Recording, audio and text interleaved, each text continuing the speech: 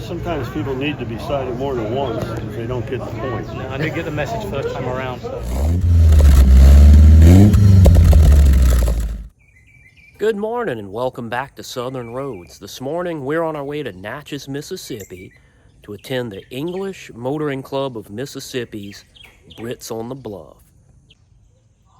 We're at a club member's house this morning gathering up, and we have these 3 cars. We're going to start out towards Gloucester, Mississippi. We're going to hook up with a couple more members of the club. We're going to build our way up to about 10 to 12 cars and head on up to Natchez.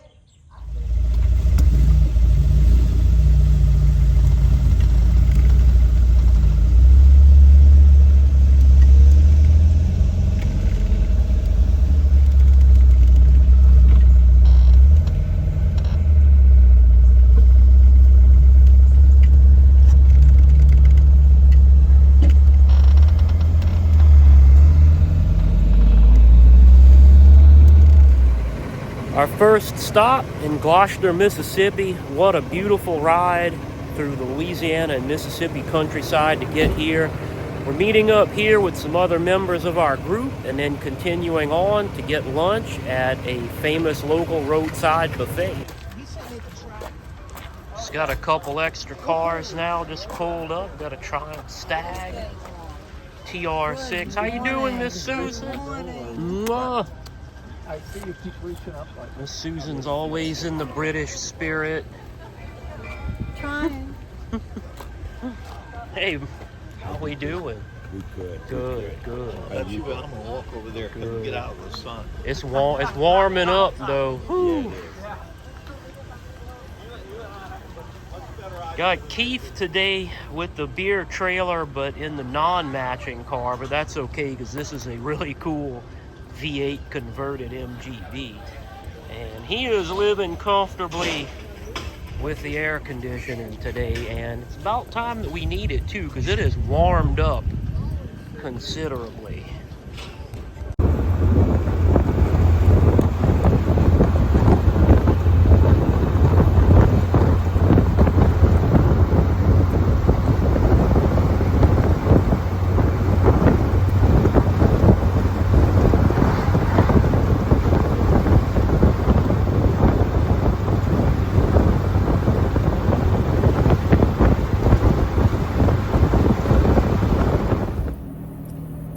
And just like that, we're at the lunch stop, so we're meeting the English Motoring Club of Mississippi here, so let's see what they brought with them. All right. Old country store, never been out here before. Oh, this Metropolitan's in our club. Got a very nice, I believe that's a Harvest Gold, a Butterscotch MGB. Love that yellow hardtop, pretty red GT. So yeah, let's go take a look at this GT. It's a pretty little car.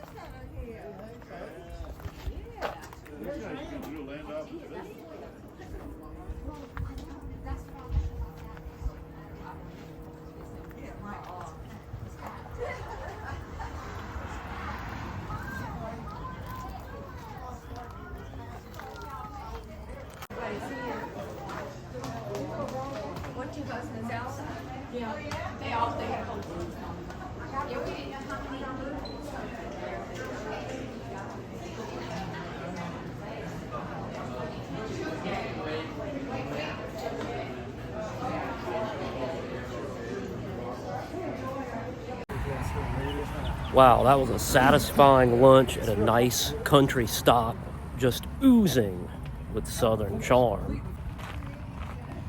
Well, the southern heat has caught up with us today. Definitely going to put some more sunscreen. I think we have about another 45 minutes of driving. I'm debating whether I want to put this top up Doesn't make it hotter because you can zip out the back window, but I think I may do that just to get out of this sun for a little while.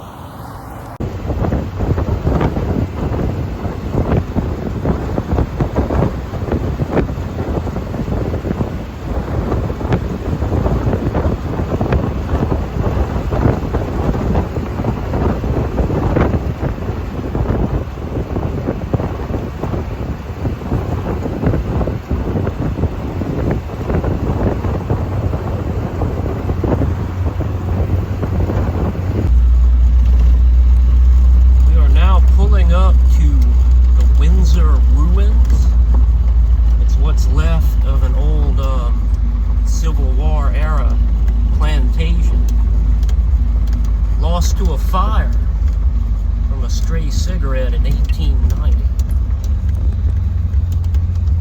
I think it's a Greek revival architecture. Wow. Yes, both.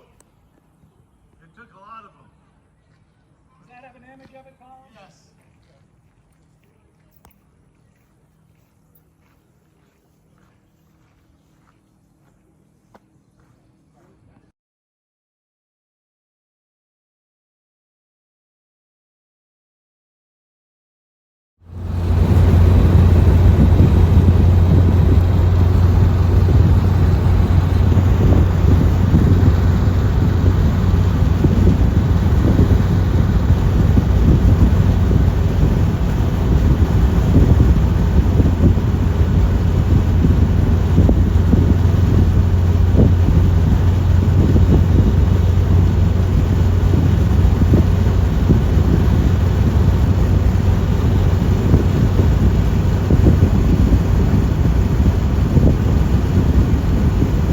So, we're currently driving along the Natchez Trace Parkway, and it is a beautiful ride.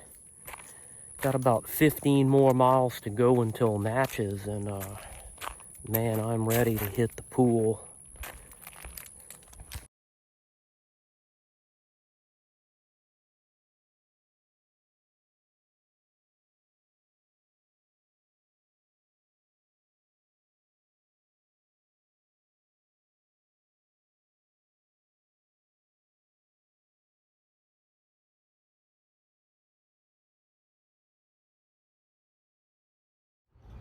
Well, good morning, guys. It's Saturday morning, and we're about to get ready for the show.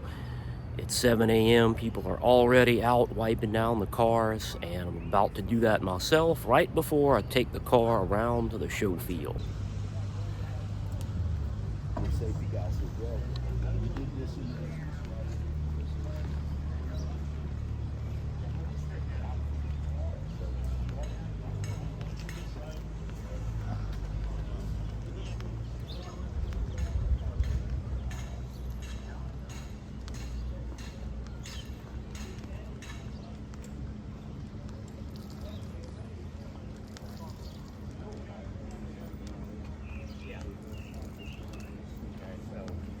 one barrel carburetor.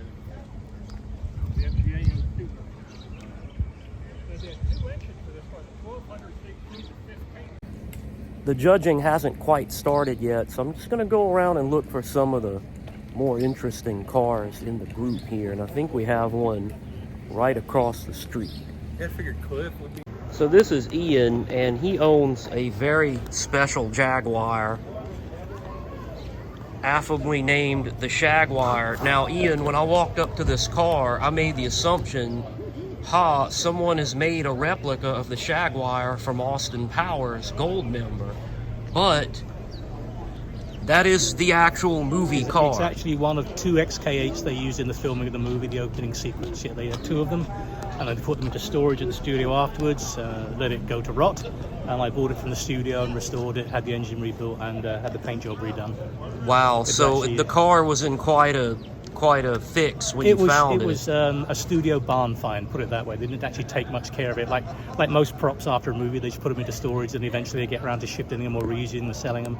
But I used to live in Los Angeles, had quite a few dealings with production companies, and actually found this one in storage, so I bought it. Wow, that is really cool. Thank you for telling us about the car. No. Glad to do so. Glad to do so. I'm glad to be here on this lovely sunny morning whilst we've still got a bit of shadow before the sun starts beating down on us. Yeah, it's that South Louisiana heat. That's right. That's right. This Triumph Stag was featured in a Bond movie. I believe it was Diamonds Are Forever. So the Triumph Stag, among the many British cars lucky enough to be called a Bond car. We have a Sunbeam Alpine. Again, another great Bond car. Bond drove an Alpine in the very first Bond film, Dr. No. I tell you what, guys, I cannot pass up an MGB GT with that gorgeous Pininfarina styled hardtop.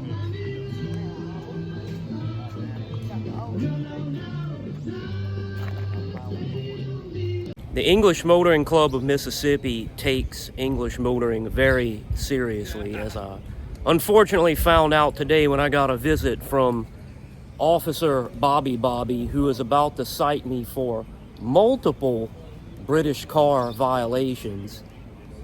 So, officer. Yes, sir.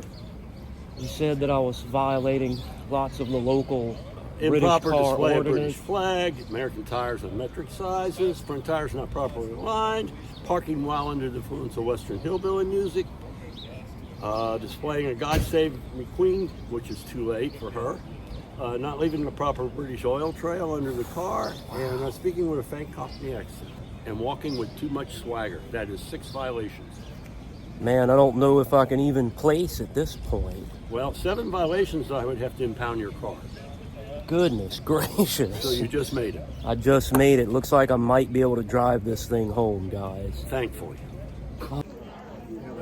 So tell me about your Morgan three-wheeler. Okay, this is a 1952, the last year that they made them. This is number 4 from the very last one made. A fellow in Orlando area found it in a barn in North Florida, and it was all, he took it all completely apart and then had health issues and couldn't do any more on it, so I bought it in 1,000 pieces and You reassembled. yeah, took it, well, it did everything, stripped all the paint off of the bodywork, rebuilt the engine, and it was all completely dismantled. Now, does this one have the wooden frame? Well, all Morgans had a wooden structure that the sheet metal hangs on, but all Morgans also had a steel chassis underneath.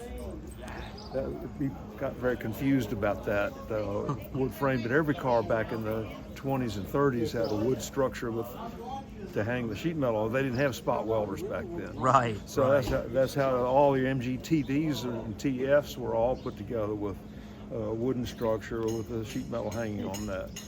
Very interesting.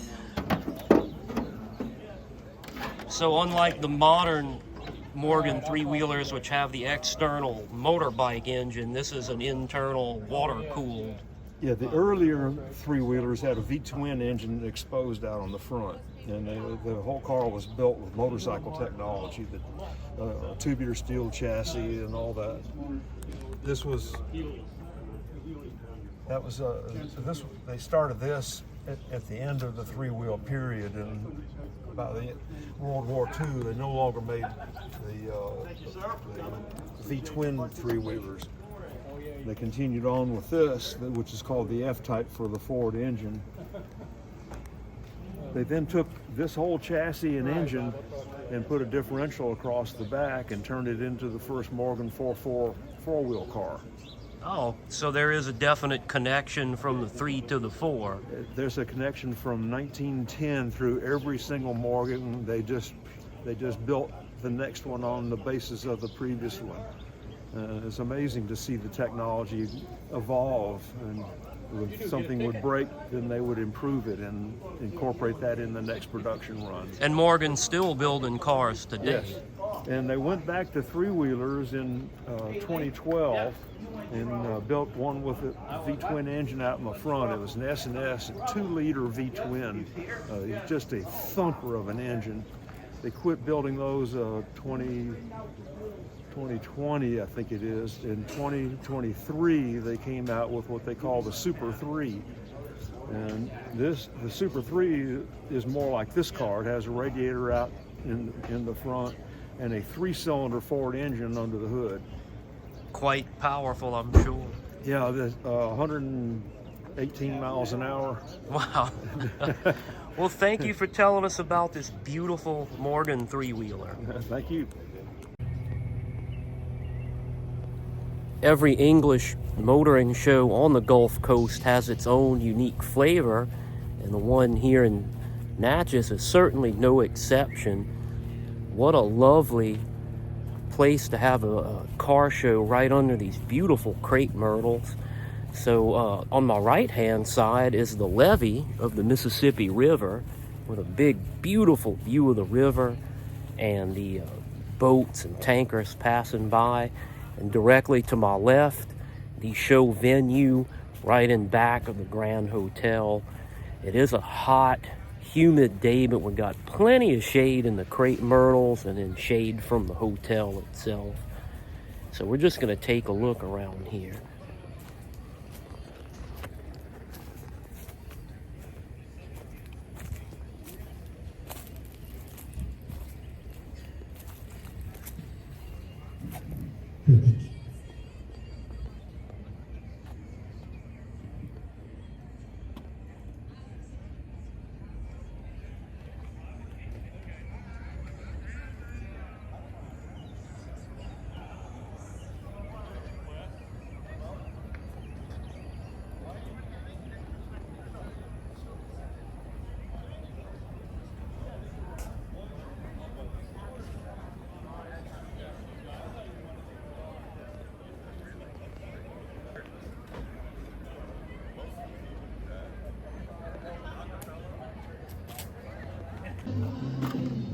Here's another nice GT.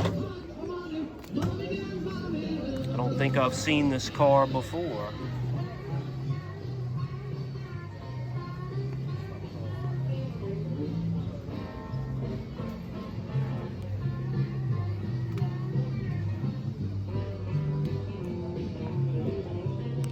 Well, Officer Bobby, what are you citing him for now? Well, you know, sometimes people need to be cited more than once if they don't get the point. No, I didn't get the message first time around, so Right. Where's your British flag? it's up there. Is that yours? That's mine. Okay, well, good. You're about one of the few that has it. Okay, and I've got a royal crest back here as well. I've got the, Yeah. that matched his arms. That's good. Better part to You have a God Save the Queen sticker? I do not, no. Well, you shouldn't. No, because he's a king now. Yeah, right. Yeah. It's too late to save her. Yeah, it is. Okay, let's see. You probably don't leave a proper British oil trail at this car, do you? No, I don't. Doesn't leak. Well, you know, it's a citation. It's a British car. That's right, We yeah. expect an oil spot. Yeah, there's going to be many of them, I think, this morning. Oil. Can I hear your Courtney. fake Cockney accent? My fake Cockney accent, you like Michael Caine. My name is Michael Caine. Now, not a lot of people know that.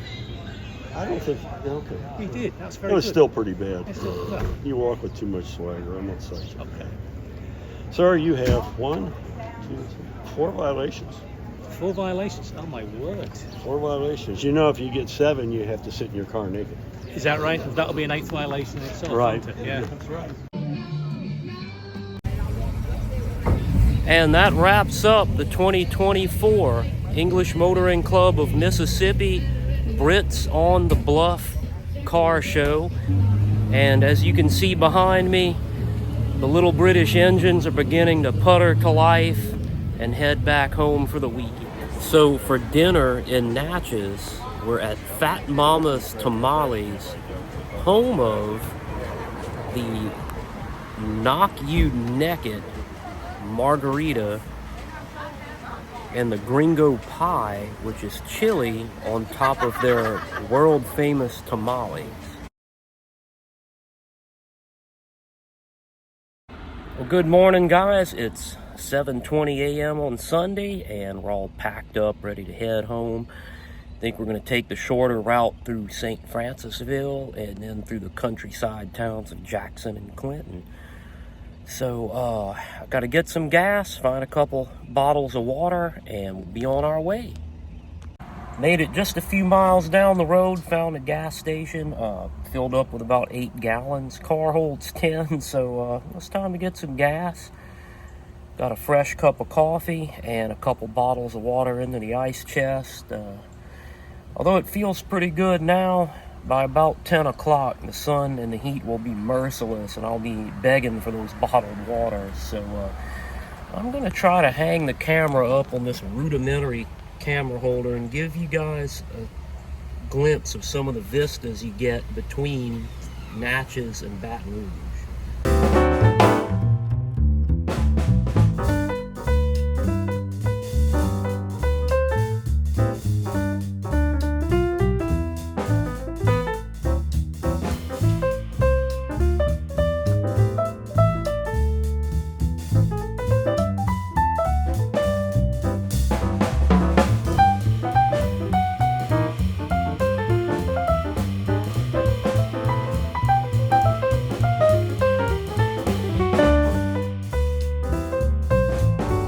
So, it's 9 o'clock. I've been on the road for an hour, and of course, roadside repairs are part of the charm. This belt was squealing like crazy. I was afraid it was the water pump bearing, but I found the belt was loose.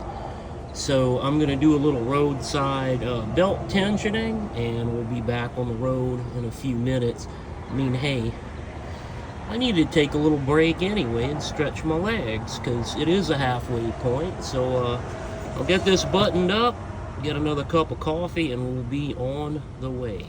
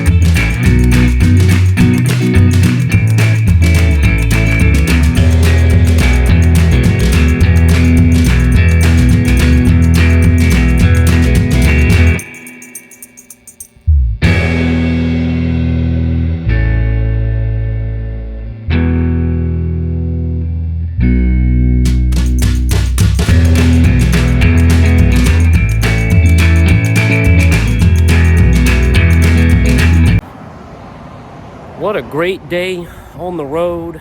I finally made my way through the countryside to Highway 16. And 16 will more or less take me to my own back door. However, it is all exposed. There's no tree shade for the next 40 miles. So it's time to go top up. It's about 11. I've been on the road 3 hours taking stops, but the intensity of the heat and the road weariness has just ended the top-down part of the day. So we're going to put it up, zip out that back window, and get on back to the house.